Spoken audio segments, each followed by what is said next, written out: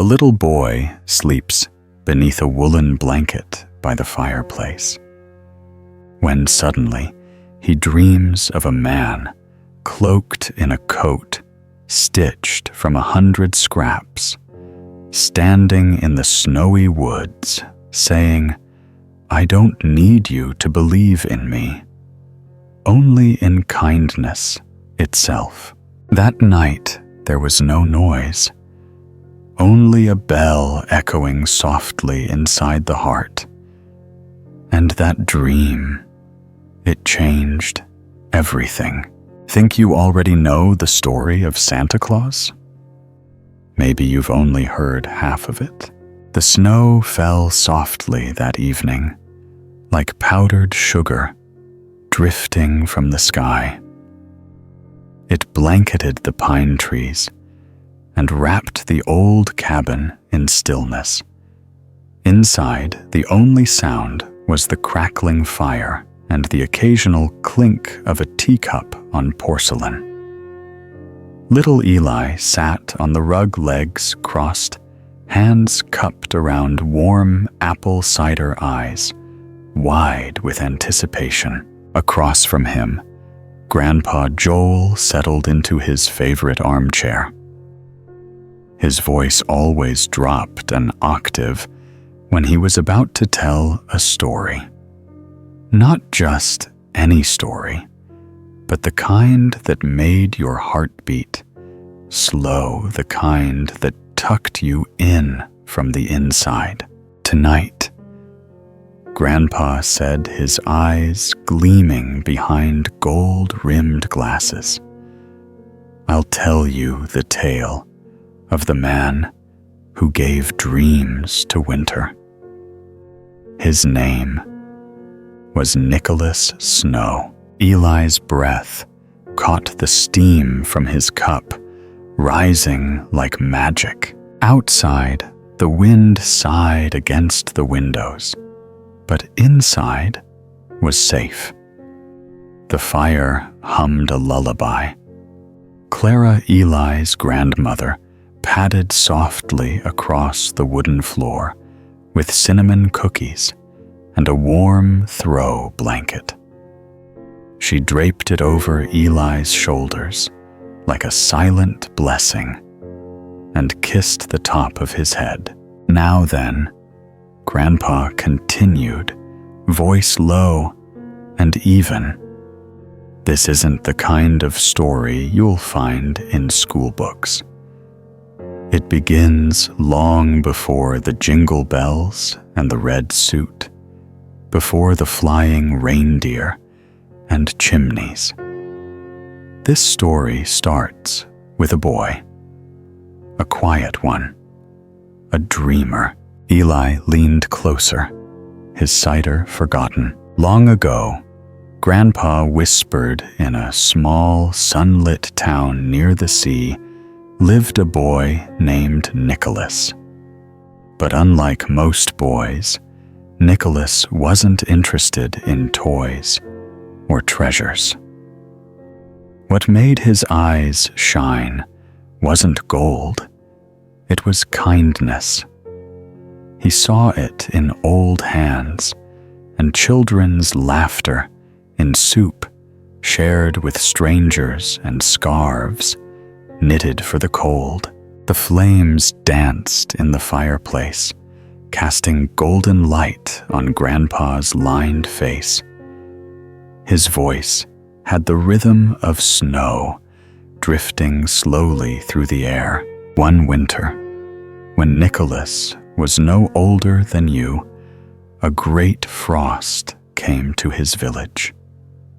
The sea froze at its edges.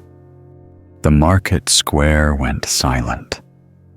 And people grew hungry, not just in their bellies, but in their hearts.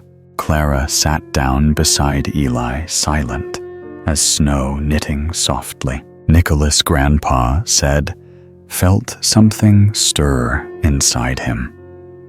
Not fear, not sadness, but a fierce, glowing urge to give. He had no money, no great power.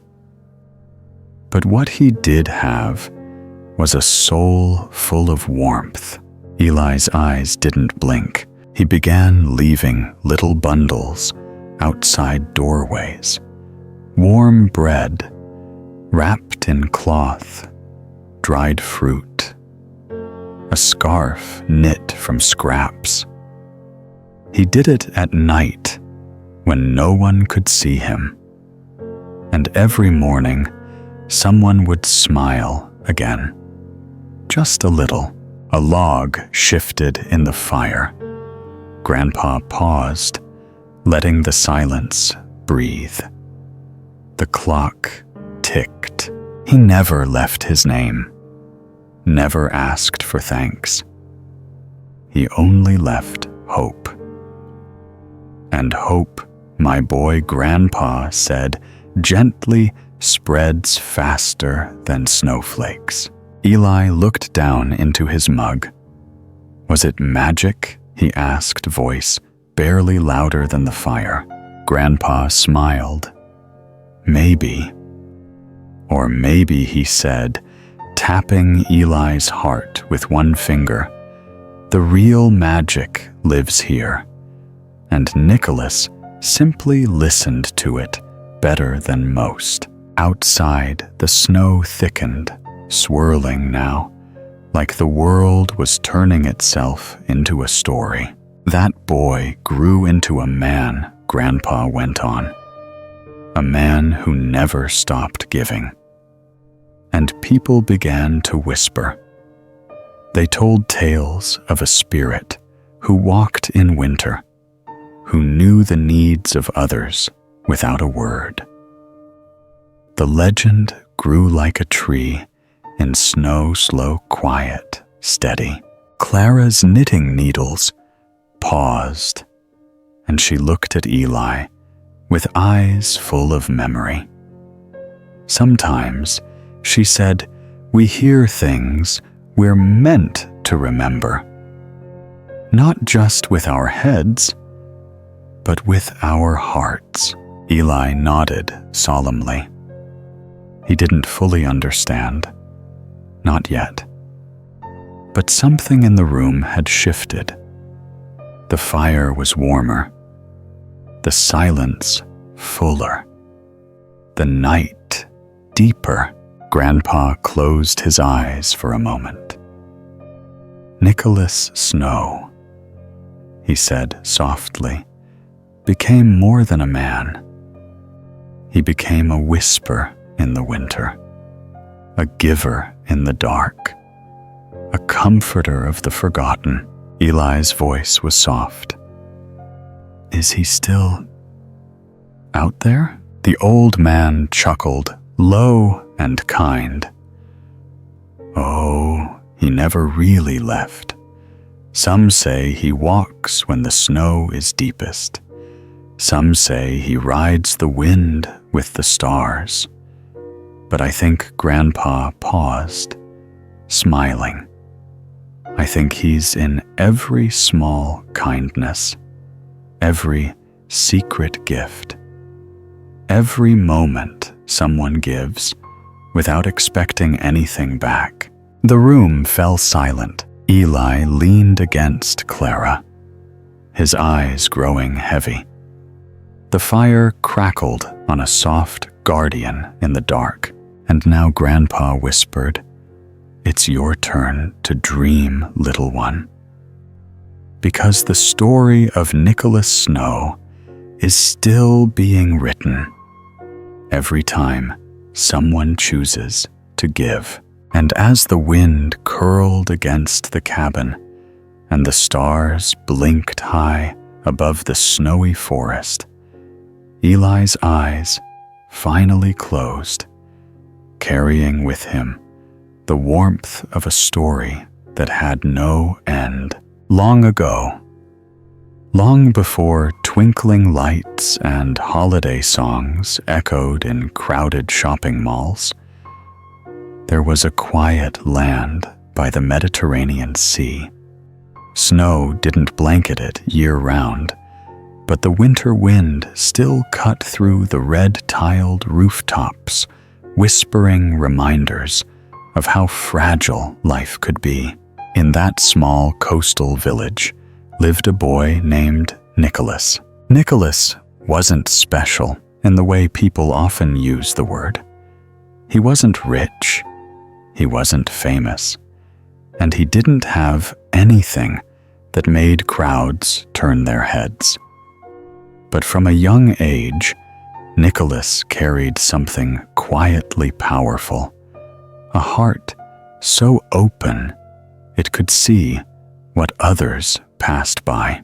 Whenever Nicholas saw someone sitting alone on a doorstep, his eyes would find them before his feet kept walking. If he heard crying in the marketplace, he paused, not out of curiosity, but because his heart seemed to pull him toward sorrow. The village where Nicholas lived was one of familiarity. People knew each other's names, their families, even the sound of their footsteps.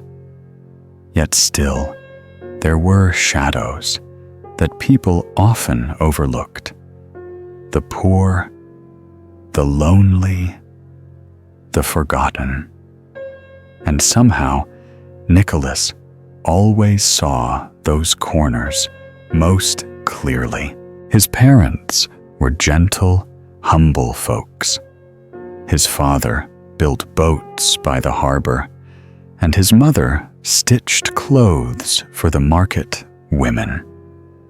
They weren't wealthy, but they were rich in a different way. They taught Nicholas that kindness didn't need permission, and compassion didn't wait to be praised.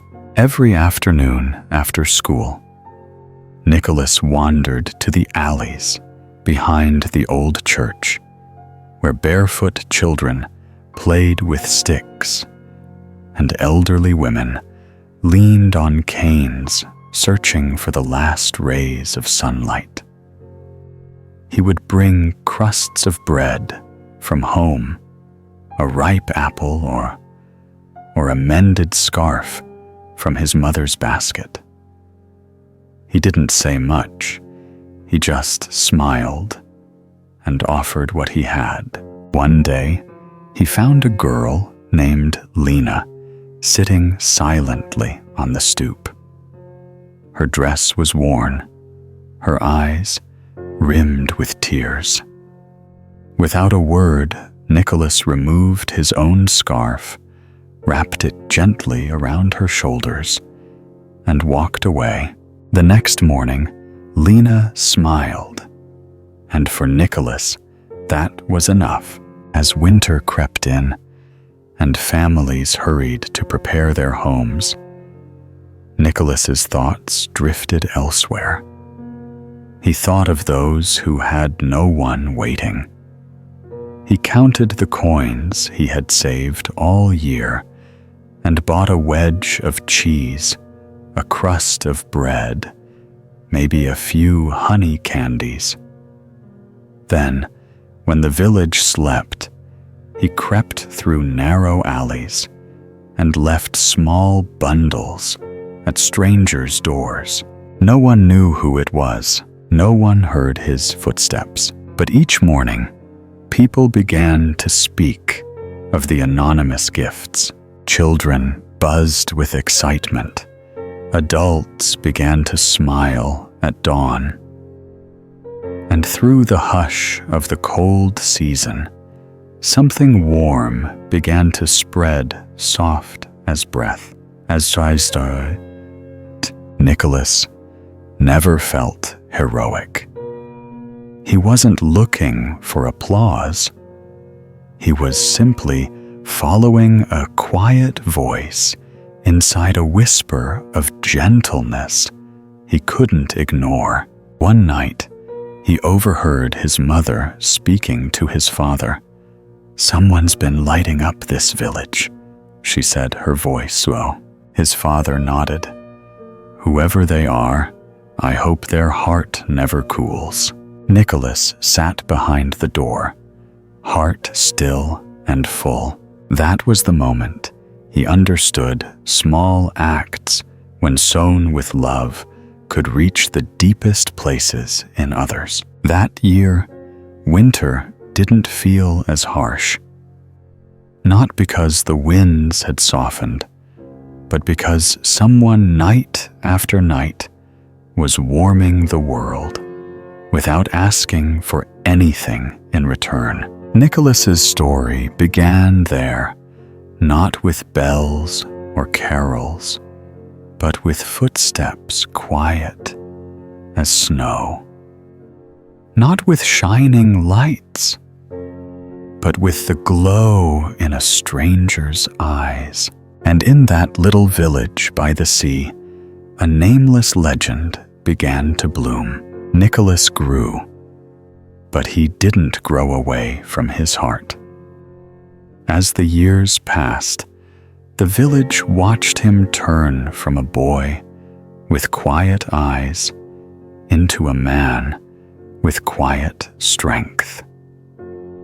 He didn't build ships like his father or sell cloth like his mother.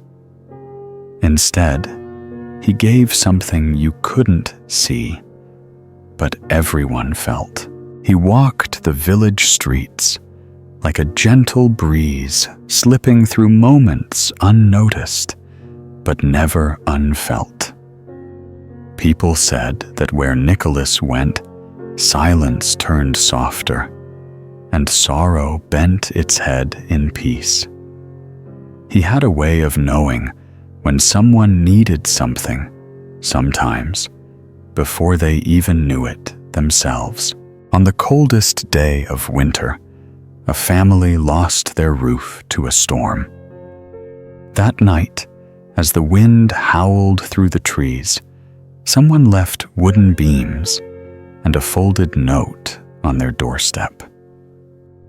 It read simply, "Hope is warmer than walls." No one saw who brought it, but they all knew who it must have been. Nicholas never claimed credit. He never asked for thanks. He moved quietly, as if asking permission from the wind.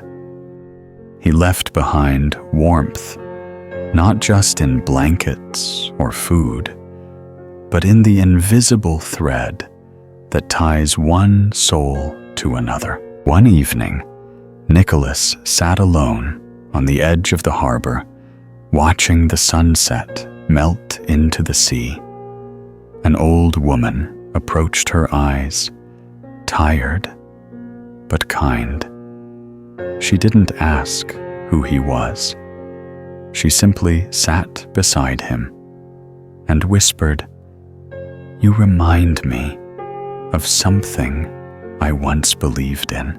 Nicholas turned to her, his voice barely louder than the waves. "What was it?" She smiled, lines deepening across her face. "That goodness still walks among us." In that moment, Nicholas didn't reply. He only nodded, because he knew real goodness never has to announce itself. It just arrives, like dawn. As his legend spread, so did questions. Some said he was a healer. Others called him a prophet. Children whispered that he could fly, or talk to animals, or walk without leaving footprints. But those who had truly met him, who had felt the kindness of his silence, knew better. He wasn't magic, he was mercy in human form. One winter, the village faced famine. The harvest failed, and the markets fell silent.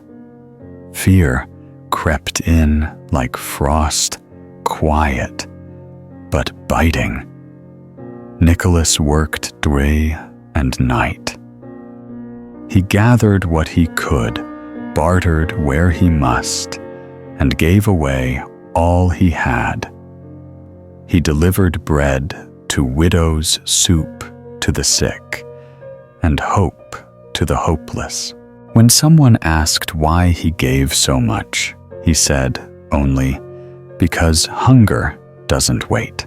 By then, people from neighboring towns had heard of him.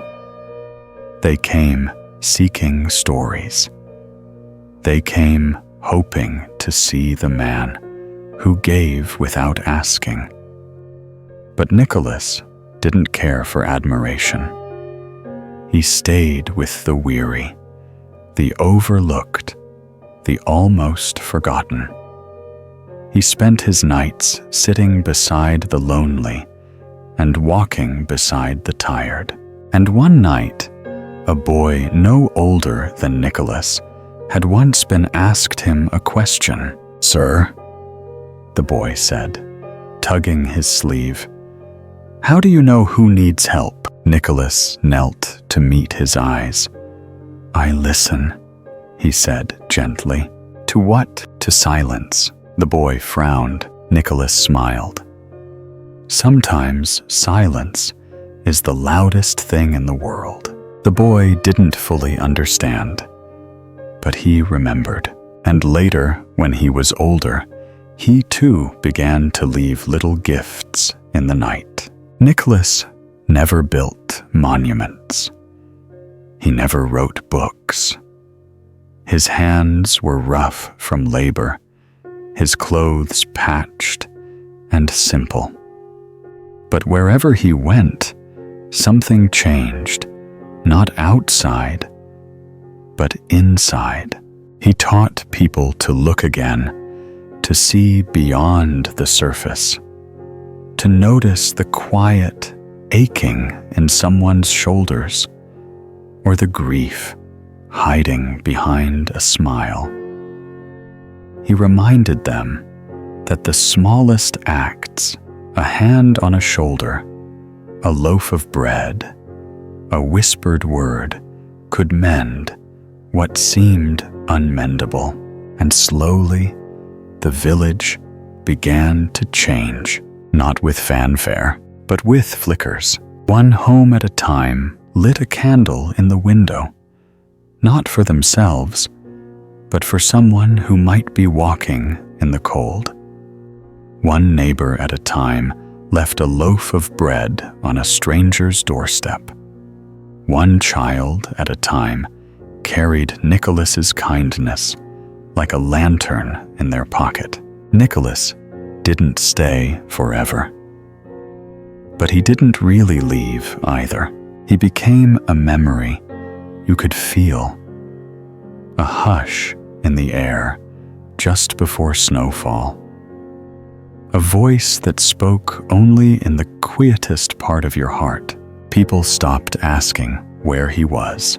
They started asking how they could be like him. Long after Nicholas Snow had walked the frosted paths of his village, his story lingered like a song people couldn't forget. No one remembered the exact year he passed, or whether he simply vanished into the snow one evening without a sound. But his presence never left. It lived in the hush before dawn, in the warmth of a loaf of bread shared between strangers, in the quiet courage of giving unseen.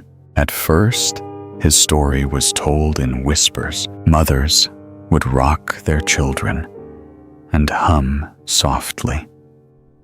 There once was a man who gave with no name. He walked the night and left behind warmth. Fathers would light candles in windows, not for light, but for memory. The people who had known him grew older and then older still, but they never stopped telling the story. They didn't need to. The children carried it. They imagined Nicholas as a friend of the moon, as someone who could speak the language of stars, as a tall, gentle man who traveled the world on foot, delivering comfort where it was needed most.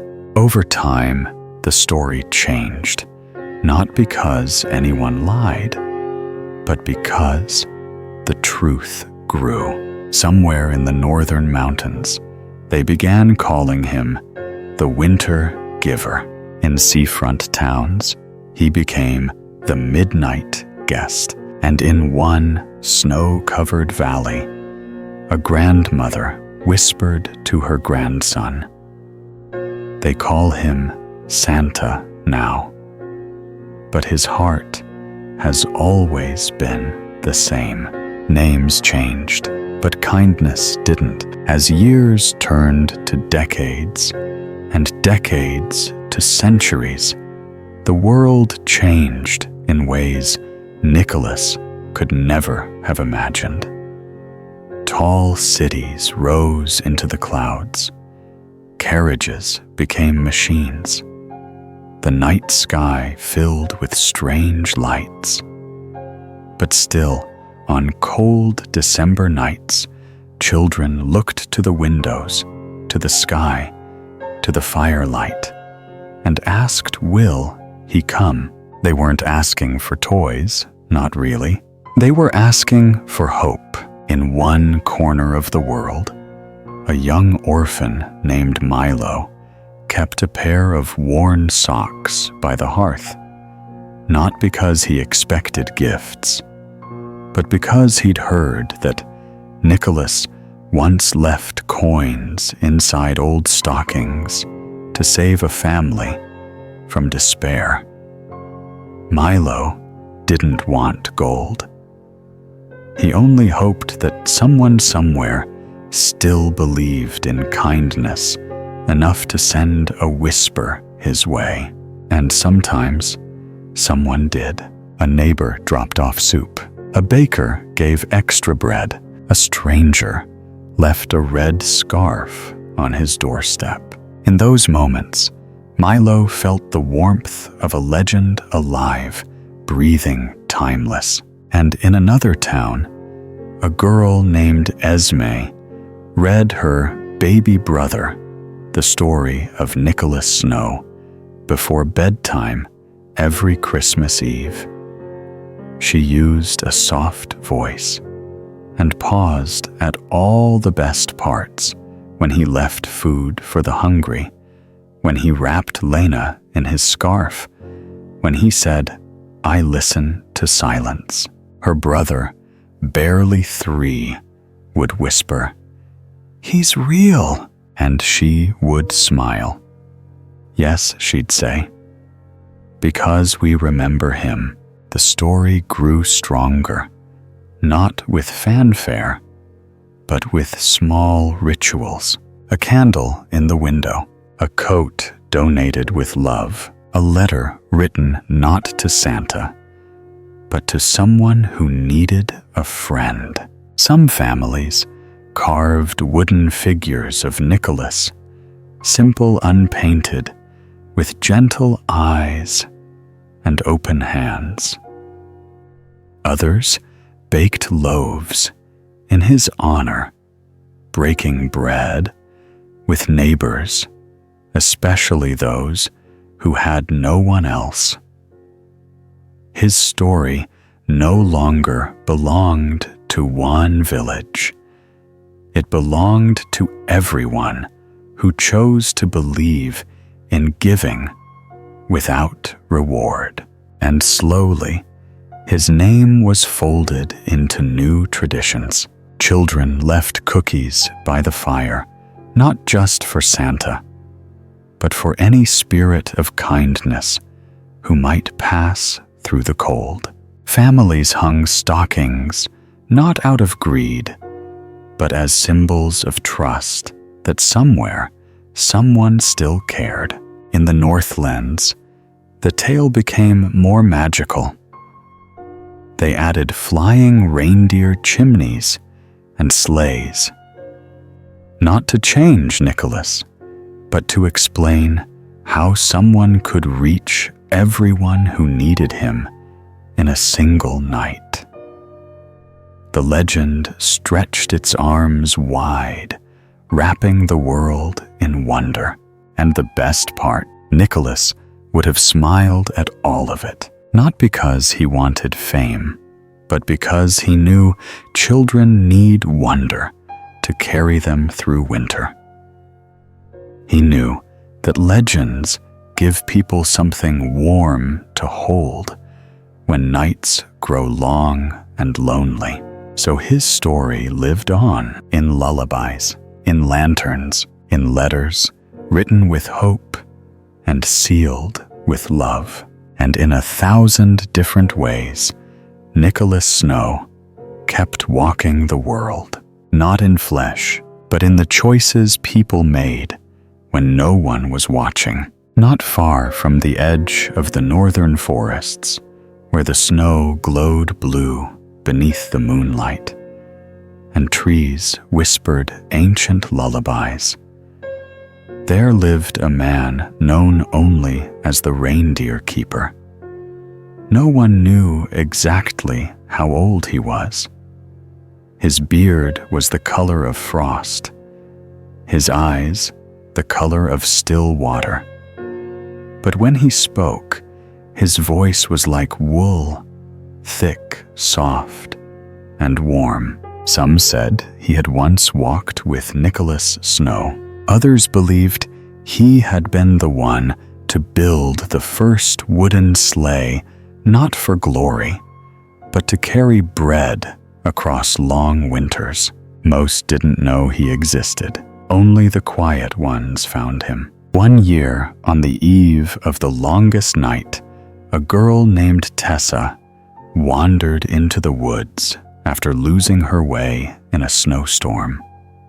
Her lantern had gone out, her scarf soaked through, and her heart thudded with worry.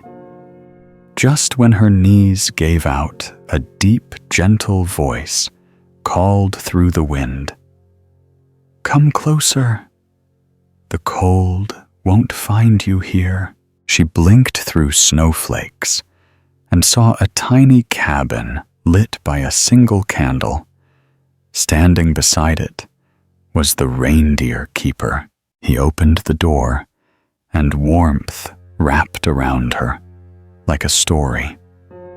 Inside were firelight, the scent of pine and cloves, and a dozen reindeer with gentle eyes resting in silence. Tessa sat by the hearth, hands trembling over a cup of cinnamon tea. She didn't ask questions, and the old man didn't offer answers, not at first. But as the wind howled outside and the fire crackled low, he began to speak, not as someone telling a tale, but as someone remembering aloud. "You've heard of Nicholas Snow," he said. Tessa nodded. "Do you know why he left no footprints?" She shook her head. The reindeer keeper leaned forward. "Because he gave with no pride. His feet were light. His heart carried more than his hands." He stirred the fire gently.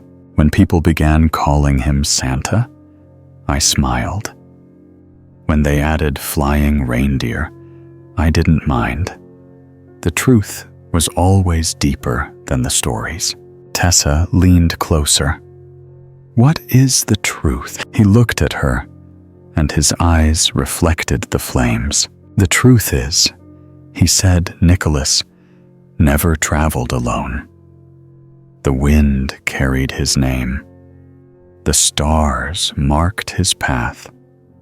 And these reindeer," he gestured toward the sleeping herd they remember. Tessa followed his gaze. Each reindeer seemed to glow faintly, as if dusted with moonlight.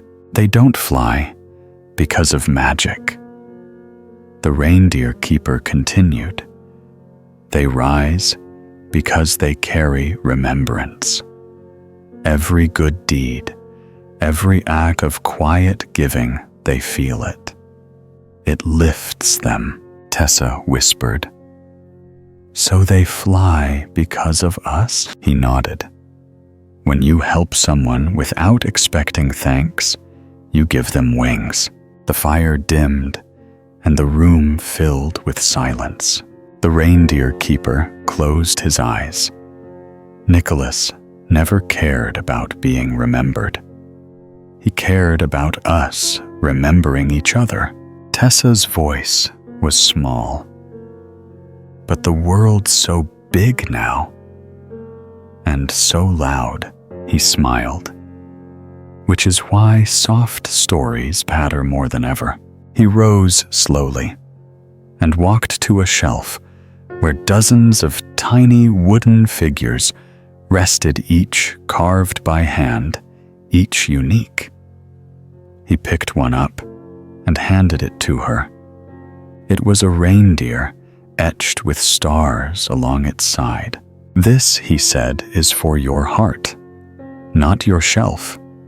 Keep it with you. When you feel the world is too much, hold it.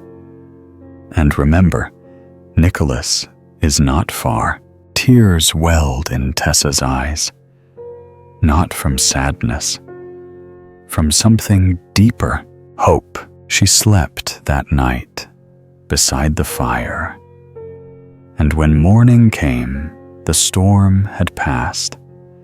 The forest glittered like silver. But the cabin was gone. No footprints, no smoke, only the little reindeer still in her coat pocket. Years passed. Tessa grew older, but she never forgot. Each Christmas Eve, she lit a single candle by her window and whispered a thank you to the cold air. And whenever she saw someone struggling, a mother with heavy bags, a boy with torn shoes, an elder sitting alone, she gave quietly, without asking, without needing. One snowy night, she told her daughter the story, not just of Nicholas Snow, but of the reindeer keeper. And when her daughter asked, "Was it real?" Tessa only smiled. It is, if we remember. The cabin was quiet that night, wrapped in the hush of falling snow. The wind, soft and slow, pressed gently against the window panes, like it didn't want to disturb the stories inside. Clara sat in her rocking chair, knitting by the fire. Eli lay curled up on the couch, wrapped in the same blanket she had made for him when he was 5. Grandpa Joel had just finished telling the story of the reindeer keeper. Eli hadn't moved for minutes. His eyes were wide, but calm, like he was staring at something only he could see. Outside, sleigh bells chimed faintly in the distance. Not from a real sleigh, there was none around.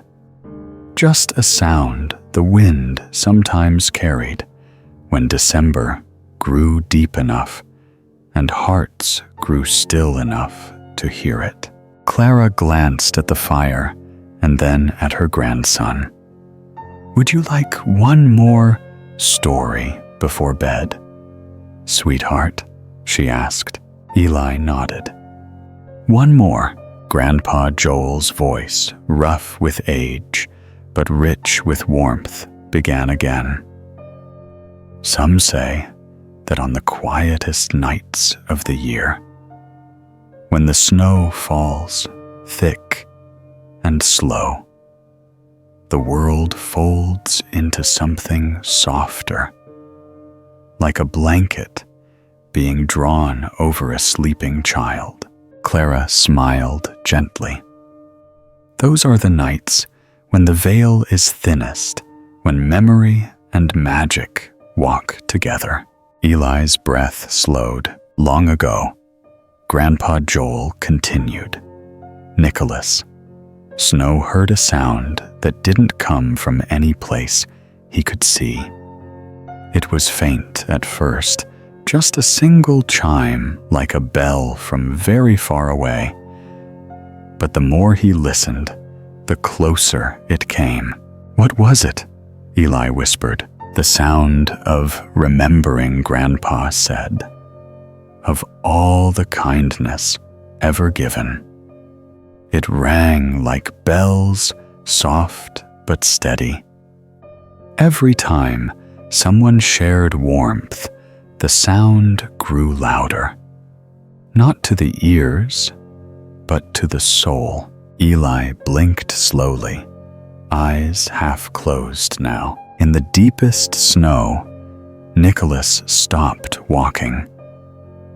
He stood in a forest, very much like this one, surrounded by trees, dressed in white. The moon shone above him, and the air was still. That's when he heard all the bells at once. And he knew he wasn't alone. Were the bells from the reindeer? Eli asked sleepily. Partly, Joel answered. But mostly, they were from people. From every kind act ever whispered into the world. Clara rose quietly and placed a mug of warm milk beside Eli. He listened to them.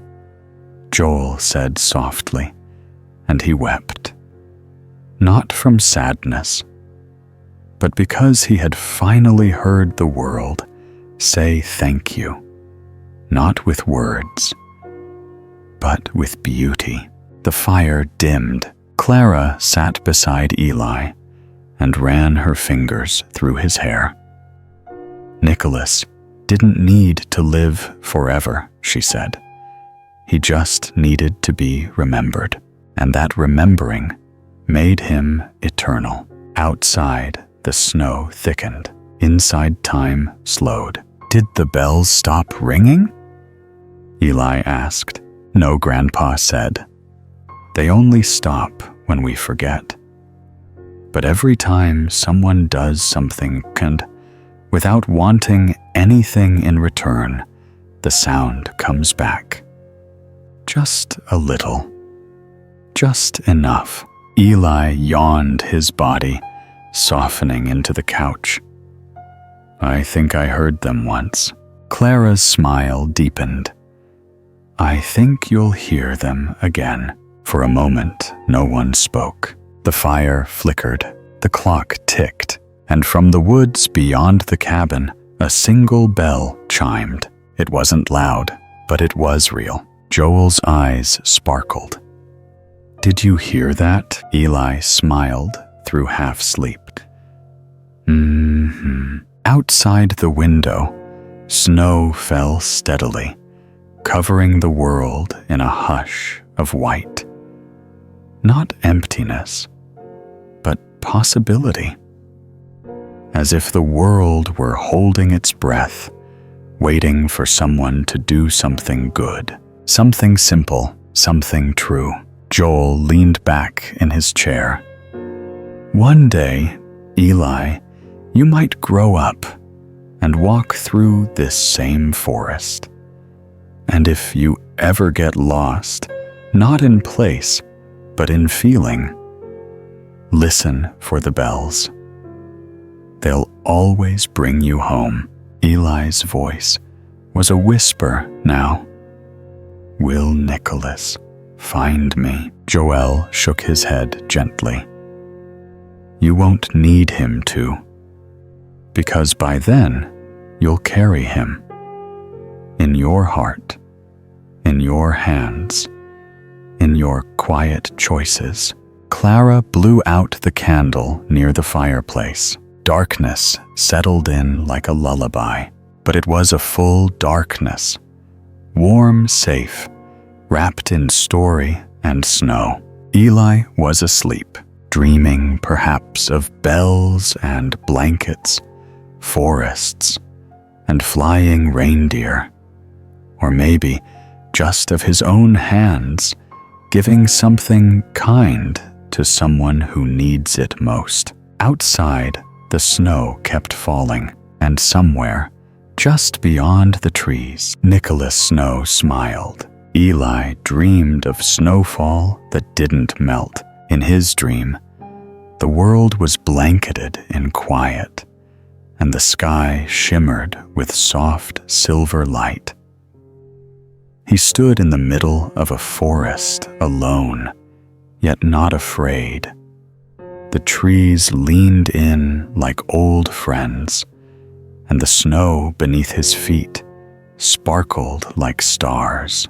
He heard bells, not loud, not near, but steady. Each chime felt like a heartbeat, slow, deep, and kind. He turned and saw him, Nicholas Snow, not with a red suit or a sack of toys, not glowing or grand, just a man with weathered hands, warm eyes, and a coat stitched from 100 different cloths, each one worn, each one given. "Hello, Eli," the man said, like he already knew him. Eli didn't speak. He didn't need to. Nicholas smiled. "You've been listening." Eli nodded slowly. "I tried. That's all kindness ever asks," Nicholas replied. "That we try, that we notice, that we care." They walked together, side by side, the snow falling, but never cold. Nicholas didn't explain the dream. He didn't give answers. He only showed Eli things. A boy sharing half his sandwich with a classmate. A teenager shoveling snow from a neighbor's porch without being asked. A mother folding a stranger's laundry at the laundromat because she saw how tired she looked. "These aren't big things," Eli said. Nicholas's eyes softened. "They're the biggest things." They paused by a stream, frozen in gentle ripples. "When I was young," Nicholas said, "I thought kindness had to be loud, grand, miraculous. But then I learned miracles often whisper." He handed Eli a tiny wooden figure. It looked like a reindeer, simple hand-carved, with small stars etched along its side. Eli turned it over in his palm. "This is just like the one the reindeer keeper gave Tessa." Nicholas chuckled. "Of course it is." "Did that really happen?" Eli asked. Nicholas knelt so they were eye level. "All stories are true when they change you." Eli's heart thudded gently. The bells continued to ring, not louder, but closer.